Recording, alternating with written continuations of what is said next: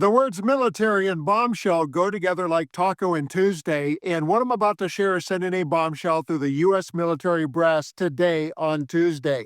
This explosive story reveals just how bad the Trump White House is when it comes to national security, and trust me, it's worse than you think. And this is not just another scandal. It's a direct threat to our military integrity, chain of command, and the safety of our country. This is the kind of move that leaves our military leaders stunned and our enemies watching and begging for more. I will share all the concerning details in just a minute, but first I want to pause for another moment that is trending today. Here's former Vice President Al Gore in a speech that just happened with some choice words for Trump, words that begin with Adolf and end with Hitler. Have a listen. The scale and scope of the ongoing attacks on liberty are literally unprecedented. With that in mind, I want to note that before I use what is not a precedent, I understand very well why it is wrong to compare Adolf Hitler's Third Reich to any other movement. It was uniquely evil, full stop. I get it. But there are important lessons from the history of that emergent evil, and here is one that I regard as essential.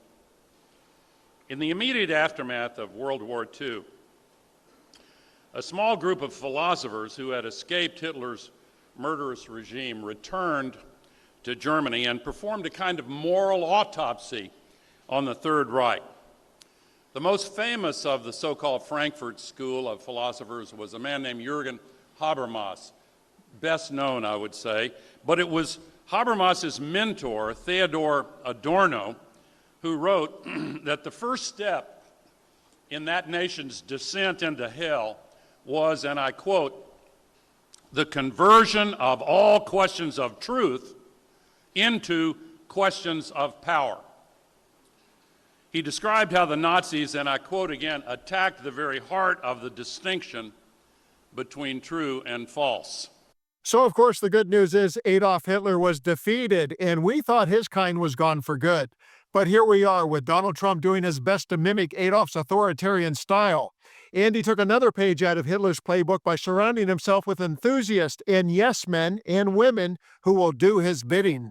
But one of those yes men is not having a good month, and it just got worse. Secretary of Defense Pete Hegseth just took one step closer to Trump's firing line with another major blunder that has Army and Pentagon officials scrambling.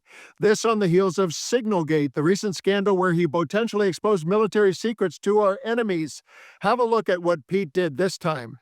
Courtney, you helped break this story. Walk us through the sequence of events and what we now know.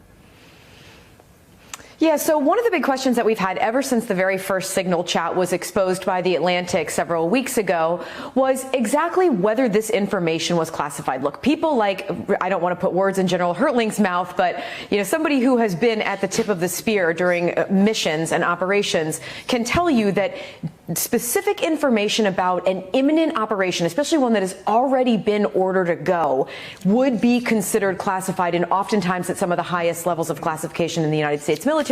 And obviously that's to keep the men and women who were involved in that operation safe and protect the sanctity of the mission itself. Well, what we have now learned is that, in fact, the information that was provided by Secretary Hegseth in that Signal chat was provided directly from the commander of U.S. Central Command, General Eric Kurilla. And in fact, he sent that information on a classified system to Secretary Hegseth. And Anna, what we learned, according to these officials who we spoke with, was, in fact, Secretary Hegseth forwarded on that information on his personal phone on an unclassified Signal app, a messaging app that many people use, frankly, but again, unclassified.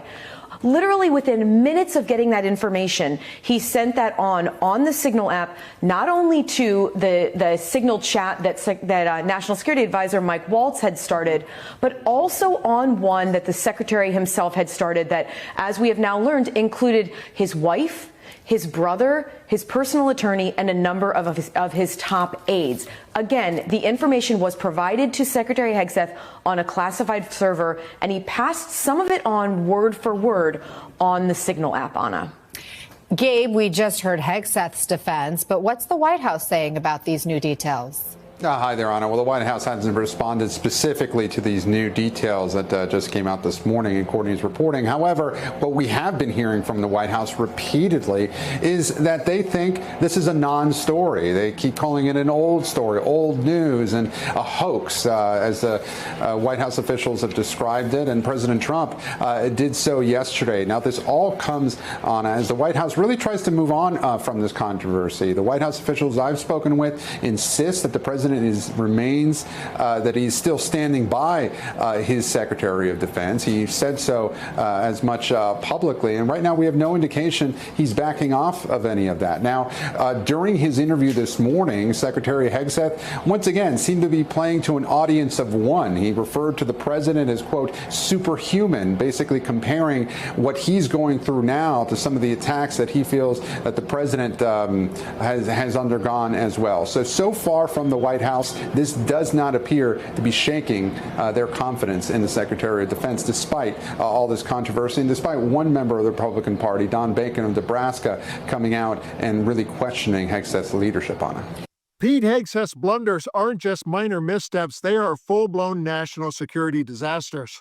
Trump's handpicked Secretary of Defense casually dropping military secrets into an unsecured chat blows away every basic safeguard we should expect from someone in charge of protecting the nation.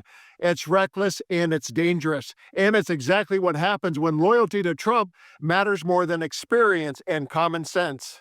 Hegseth sharing battle plans in a friends and family chat shows that he likes to gossip. And it shows hubris. Hubris you might expect from a part-time TV host, his previous job. And it shows he's needy for attention and validation, a trait that can be exploited. Whatever the reason, it is something that is 100% unacceptable in his current role, and he should be held accountable. But Donald Trump remains silent. Too busy lashing out at his critics, too busy blaming Joe Biden for everything that is going south, and too busy centralizing power like that famous Nazi roller. He is too busy to acknowledge that one of his cronies is serving gifts to our foreign adversaries on a silver platter.